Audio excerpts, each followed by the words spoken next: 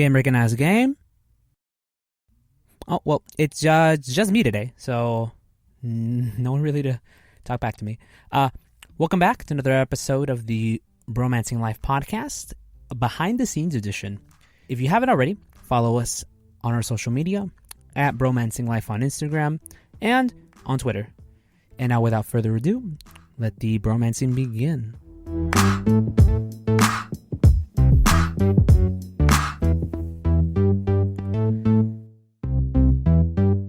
Hello everyone, I hope you are well and in good health, especially in these trying times. You might be wondering why it's just me today. Well, just recently I've been attempting to get our podcast on all distributors for podcasts. And one of the requests that the site asks is that you have an episode that was uploaded 2 weeks ago. And we haven't uploaded an episode 2 weeks ago, so I'm doing it now. And hopefully, once I do this, we will be on every single major podcast distributing platform. So hooray for us, and this is a huge step. I've been trying to get this done for a while now, and the only thing holding me back was filling out specific forms, sending out the RSS feeds, making sure that, we get approved, because a lot of the times when you're looking at these sort of like distributors to accept your podcast, they have specific rules in terms of like their terms of service, like, oh, you can't have podcasts that endorse pornography and stuff like, and I had to make sure that our podcast wasn't doing that. But for the most part, we were pretty clean throughout the whole thing. So it's worked out pretty well. Considering the fact that this is a more behind the scenes sort of episode, I'm just going to be talking very briefly about what's been going on to us, Bromancing Life, the crew, and what y'all can expect later on in the future. So yeah, we'll start from there. So you might be wondering why our production schedule or our upload schedule is a little frantic and all over the place. It's basically because it's been very difficult to get the boys in the studio. And before we even got to the studio, we were recording stuff online, on Discord, on Zoom, and it just wasn't working out. I'm going to be frank with y'all. It is one of the hardest things to edit crappy audio and trying to save crappy audio. And for all the guests who were on when we were recording, I'm so sorry. Hopefully this time, if the pandemic chills out for a bit, we can have you in the studio, which would be more optimal, obviously. So we've been going through that sort of phase of going from all remote, all digital recording to now in the studio recording with actual microphones. So it's been a necessary change. Ever since we started doing that, our listenership has gone up. And I want to thank all of y'all, all of our faithful listeners, all two of you. Thank you so much for sticking with us. Honestly, it's been really nice to go through all the analytics and making sure that people are actually enjoying the show. I get messages from y'all, and it's very positive, very encouraging, and I always let the boys know because it's very important to them. This is their baby, and this is my child as well. So it's good to know that we're entertaining people out there. So thank you, seriously appreciate it. Beyond production issues, we've also, I have been going through some health issues concerning my breathing. I have a history of bronchitis and difficulty breathing and asthmatic symptoms. And due to the fires and due to this changing in weather, it was really hot and then it got really cold and really chill. And all of this stuff has compounded itself into my own health problems. So I've had to go to Mexico, since I don't have health insurance here. I had to go to Mexico and get that solved over there, which it still hasn't been solved. So I'm still trying to figure that out. And that on its own is a whole nother deal because I get sick very frequently. So that's also been stopping our production of episodes. If I'm not well, no one can record since I'm the producer and I bring the equipment. It's complicated. As for Eloy, she's doing amazing things. She got our website up and running thanks to the help of her sister. So thank you. Thank you to both of you. Seriously. If you haven't already, please check out our website. I will leave a link down in the description below. And as for Steven, he just recently got a new job, so he's a little busy. Really hard to catch him for our scheduling, but that might change. Who knows? And beyond all of this, the reality is the boys have a specific creative process. They have to be ready to create. And if they aren't ready, then I can't force them to get ready, So me as the producer, I have to accept that as a personal challenge of mine because I'm used to people being prompt and wanting to have things done consistently. I'm used to that. However, this new style of production lets me know what it means to be flexible. It gives me an idea of what I can do later on in the future and how we can maintain a steadier schedule. But don't worry, we will have an episode out next week for sure. It most likely will just be the two of them. We haven't been able to find any guests due to the pandemic, and if we do find guests, they have to be incredibly close friends that we know have not contracted COVID and that have tested themselves and won't risk any harm to them. Especially to me, because if I get it, I'll probably die. And beyond that, that's the major updates for us. What's been going on behind the scenes with Bromancing Life and what's to come, basically. Our hope, and I'll just say it now, my hope is that we get approved for the distributors of all the podcast platforms, and once that happens, we'll be fully distributable, and y'all can listen to us anywhere. That's the goal.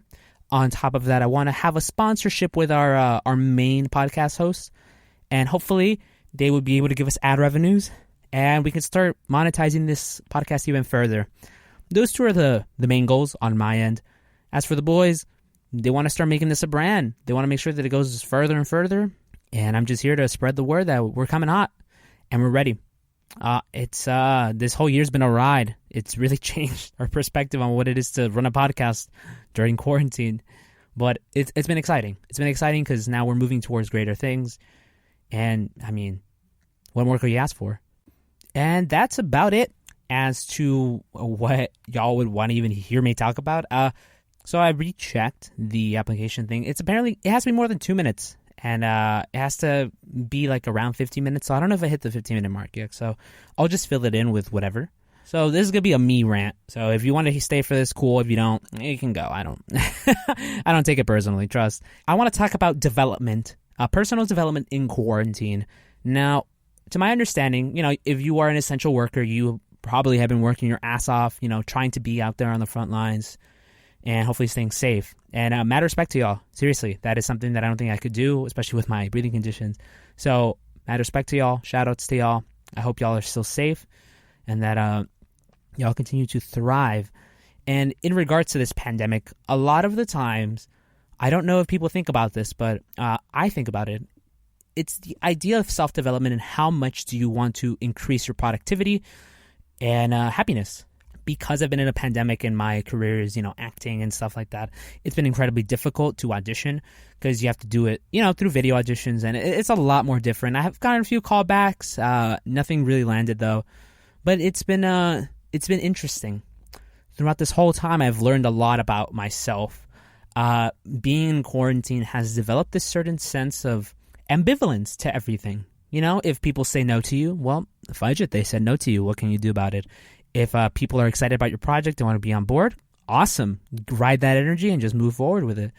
I have developed this awesome sense of emotional control. I think that's what it is.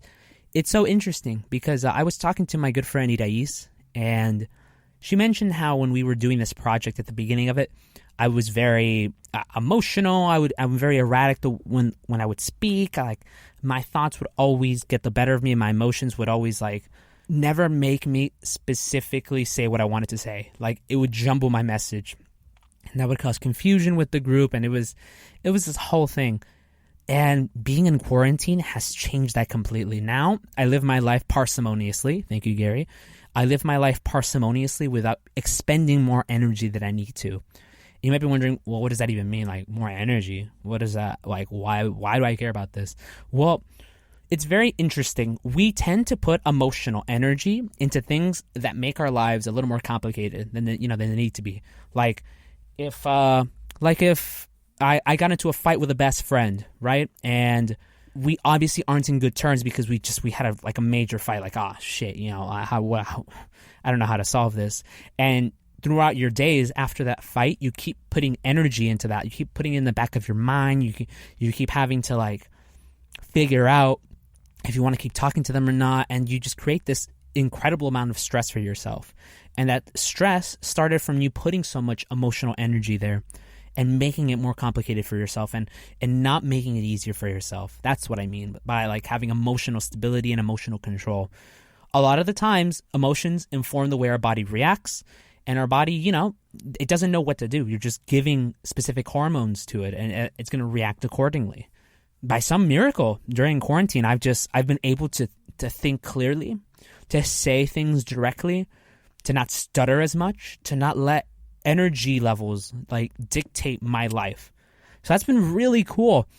You might be wondering, like, how did I do it? Well, I kind of just did it because I hung out with the boys.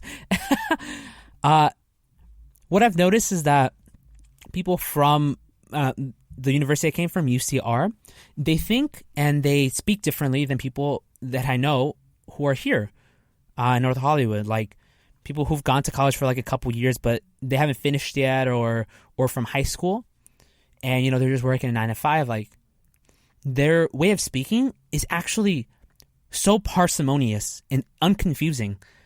And hanging out with the boys has been really interesting because I haven't been around the dynamic of people before. Like, I don't hang out with guys a lot. I tend to hang out with girls more, but it's just because, like, I'm so used to it. My family is a majority of women, so you just grow so used to it. But hanging out with the boys has been so interesting. Their mentality, their way of speaking, the directness. It's refreshing in that sense. And hanging around them more during quarantine or just talking with them, online, Zooms and Discords, it's changed the way that I perceive, like, communication. The best form of communication is direct, formal, and unwasteful of energy. Say what you gotta say. Say it respectfully. Don't feel the need to please everyone, because at the end of the day, us trying to please people, exerts more energy. So having a way to not do that is so satisfying, and it preserves a lot of your own like energy throughout the day. You don't feel overwhelmed and stressed. It's enlightening. It really is. And I wouldn't have thought, this isn't like a dig on the boys, but I wouldn't have thought that they would instill such an interesting value in me. This value of parsimony, this value of just being direct, being respectful still, like don't tread on anyone's toes. Don't be a dick, but just living life simply by saying things as simply as possible. Be direct in your communication. Don't feel obligated to be more, compensatory in the way, like, satisfying people or satisfying their ideals of you. And I think that's another trap that we fall into. Satisfying people's expectations of us. At the end of the day, who gives a shit about what people think about us? Like, that's their own way of thinking. Why should that affect the way that we exist? Why should that affect the way that, we want to live our lives? Everyone's going to have expectations of us. No doubt. Like, people expect me to go to, a master's program, and I will. That's much later in the future, though. But I don't let that expectation of people dictate the way that I'm going to feel and act, and I'm not going to let it, like, rule the way that I want to live. At the end of the day, I want to live the way that I want to, so I don't give a shit about what people think about me. That's awesome. And then I just do what I want, while still being respectful and not treading on anyone's toes. That is the way it should be. At the end of the day, be true to you. No one is going to live the life that you have. This is your life, so live it the way you want. Don't let people dictate who you can be and who you will be. Because at the end of the day, you want specific things. You want to be successful. I would assume you do. You want to live a happy life. So go down your own path. Don't stray for other people. And just be real. So yeah, I think that's going to be it on my end today. If you stuck around, thank you. That's just kind of a certain little discovery that I found during quarantine. And thank y'all for letting me vent. And this is so stupid, but if you want to hear more, message me. Let me know, because if you like these behind the scenes episodes, we can have one individually from our whole cast of crew, and from the boys too, like a little one-on-one session with y'all, like I did today. So thank you, everybody. If you haven't already, please check out our website, follow us on social media at Bromancing Life, and if you have any questions or think you want to be on the show and think you could offer something, please DM us on Instagram. We will promptly respond. So thank you very much. Have a beautiful day. Peace.